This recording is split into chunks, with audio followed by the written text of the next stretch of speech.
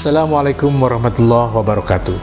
Para pemirsa yang dirahmati Allah Subhanahu wa Ta'ala, kali ini kami akan menyajikan kajian pemikiran Islam, dan kami akan menyampaikan sebuah materi profil penghujat Al-Quran.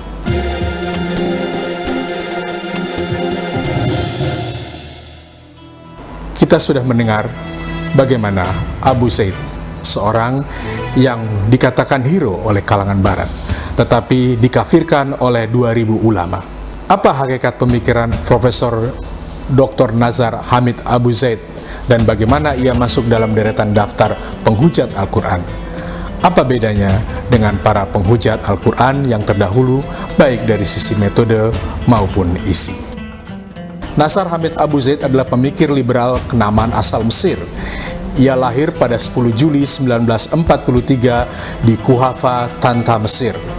Pendidikan tingginya sejak S1, S2, dan S3 dalam jurusan Bahasa dan Sastra Arab diselesaikannya di Universitas Kairo dengan predikat High Honors. Namun ia pernah tinggal di Amerika selama 2 tahun, 1978 hingga 1980, untuk melakukan penelitian doktoral di Institute of Middle Eastern Studies, University Pennsylvania, Philadelphia, USA. Pada tahun 1992, di saat usianya mencapai 49 tahun, Abu Zaid menikah dengan Dr. Ibtihal Yunis. Namun di tahun ini juga dimulailah kasus Abu Zaid. Di persidangan yang berakhir dengan vonis murtad atas dirinya, Abu Zaid dituntut menceraikan istrinya pada tahun 1995. Karya-karyanya dinilai kurang bermutu dan promosinya untuk mendapatkan gelar profesor pun ditolak. Bahkan dinyatakan menyimpang dan merusak karena isinya melecehkan ajaran Islam, menghujat Rasulullah SAW, menodai Al-Quran, dan menghina ulama-ulama besar termasuk Imam Syafi'i. Akhirnya Abu Zaid hengkang dari Mesir dan berdomisili di Belanda hingga saat ini. Di negeri Belanda inilah Abu Zaid dihormati sebagai ilmuwan besar dalam bidang studi Al-Quran. Dianugerahi gelar profesor di bidang bahasa Arab dan studi Islam dari Leiden University.